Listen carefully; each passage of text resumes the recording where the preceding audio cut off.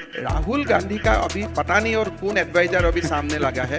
Indirectly he is encouraging a secessionist element. तो country को तोड़ने का ये यूनियन ऑफ स्टेट मतलब क्या है? बट मैं उनको दोष नहीं दूंगा। कोई जेएनयू का कोई ट्यूशन लगाएगी और शायद वही उनको सिखा दिया। उनका मजबूरी है, उनको जो सिखाएगा वही वो बोलेगा टोटे, और इससे ज्यादा क्या बोल सकता है। ये मद्रासा शब्द ही विलुप्त हो जाना चाहिए। मद्रासा में तो दाखिल किया जाता है वायलेटिंग ह्यूमन राइट्स।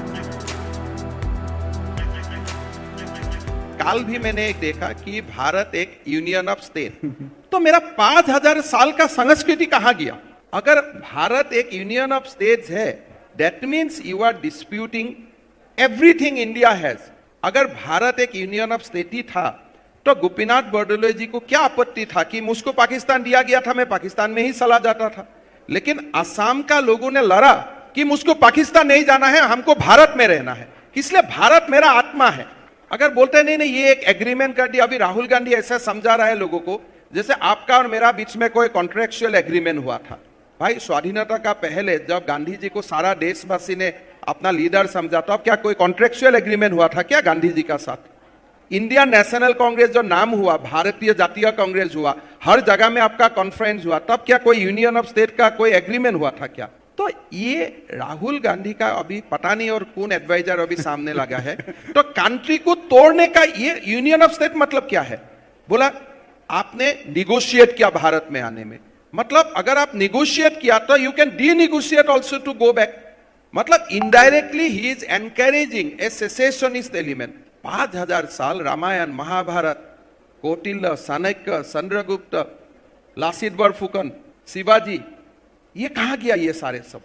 बट मैं उनको दोष नहीं दूंगा। कोई जेएनयू का कोई ट्यूशन लगाएगी और शायद वही उनको सिखा दिया। इसलिए उनको अगर ला के आप पूछताछ करता है कि यूनियन ऑफ स्टेट का मतलब क्या है, भाई अमेरिका का फेडरलिज्म और इंडिया का फेडरलिज्म का there is a vast difference. India was culturally one nation from very very beginning. कोई समय में असम का कामरूप स्टेट ही अयोध्या तक था। तो हमारा ये हमारा history is a shared history.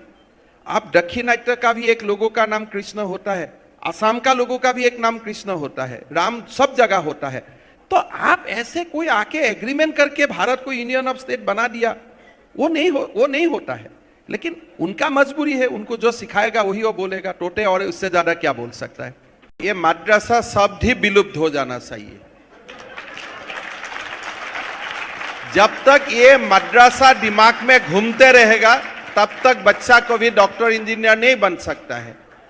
अगर बच्चा को आप स्कूल में जाने का समय आप पूछ लेता है कि बेटा तुम मद्रासा जा रहा है, तुम जुनाब बनेगा, इस रास्ते से तुम डॉक्टर नहीं बनेगा, तो कोई बच्चा मद्रासा नहीं जाएगा। मद्रासा में तो दाखिल किया जाता है वायलेटिंग ह्यूमन राइट्स, किसलिए वो रास्ता बंद हो जाता है। तो आप जरूर कुरान पढ़ाइए, उसमें कोई प्रॉब्लम नहीं है, लेकिन सबसे ज्यादा पढ़ाइए साइंस, मैथ्स, बायोलॉजी, बोटानी, जियोलॉजी।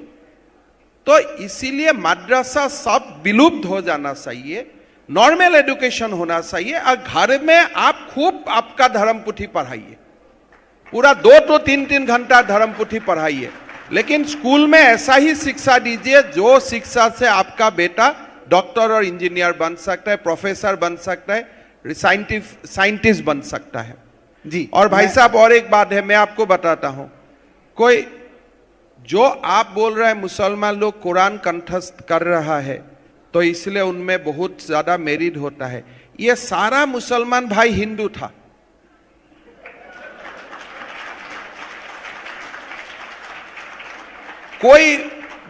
कोई एज ए मुसलमान ये धरती में नहीं आया, भारत का धरती में सब हिंदू ही था।